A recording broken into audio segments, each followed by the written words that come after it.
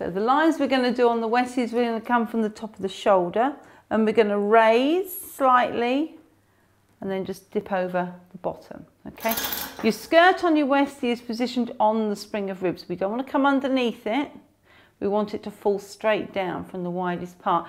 If your dog's a little bit fat, you might want to just tuck it slightly under the spring of ribs, otherwise leaving the skirt on the spring of ribs makes them look even wider.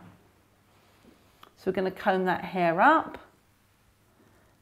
and then we're going to re-clip just to check that we've caught any loose hairs. Okay, we're going to clip in the direction of the hair growth. And as we come down, we're going to just skim off, a bit like an aircraft taking off. So we're just going to pivot the blade so that we have a nice blended line there. So again, we're going to come down and just pivot the blade off. Okay, we've got the occipivotable bone here, which is a little bony bit on the back of the head. We're going to leave slight padding just behind the ears and we're going to bring our trimming just back from that. Good boy. We're going to come round the neck and into we're going to totally uncover the shoulder. Okay, Westies are a terrier and they should be quite a keen little dog, so we want to see lots of defined muscles on them. There's nothing soft and fluffy about a Westie, so we want to see a little bit of attitude in our trimming. You can see I'm just uncovering the whole of the shoulder, the whole of the muscle area. And keeping the skin just a little bit tight because I don't want to put any ripples in it. And again, I'm just going to comb the hair up just to make sure I'm catching all the little hairs that I'm missing. So we're going to bring the clippers round and straight down, again uncovering the shoulder.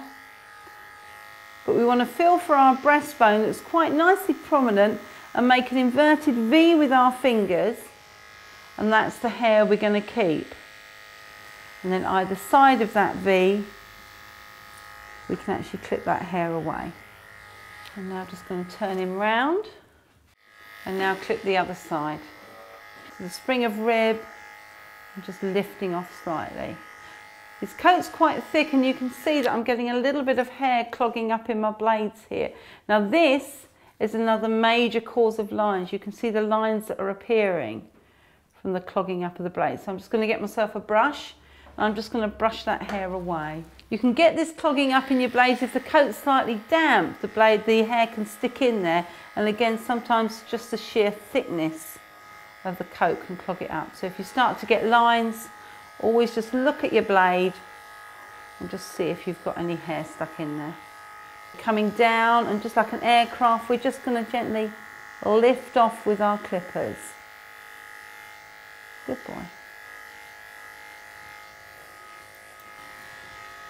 Okay, so a little bit of padding behind the ear, and we're going to come straight down the neck, swing it round the neck and uncover the shoulder.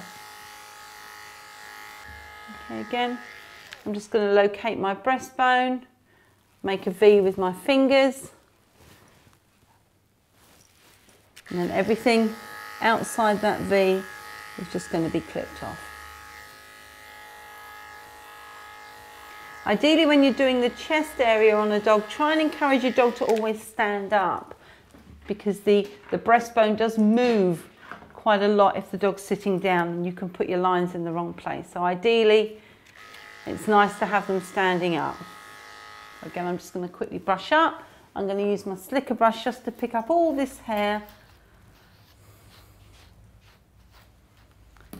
And then just re-clip over just to check any loose hairs that I've left.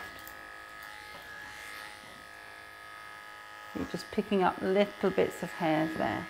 For the best possible trim, it's quite an idea to clip first to put your lines in and then go over again just to put your finish on, to try and get rid of as many lines as possible and pick up any of those loose hairs. And then that just reaffirms all your lines as well. So put your shape in first and then pop your finish on with your clippers afterwards.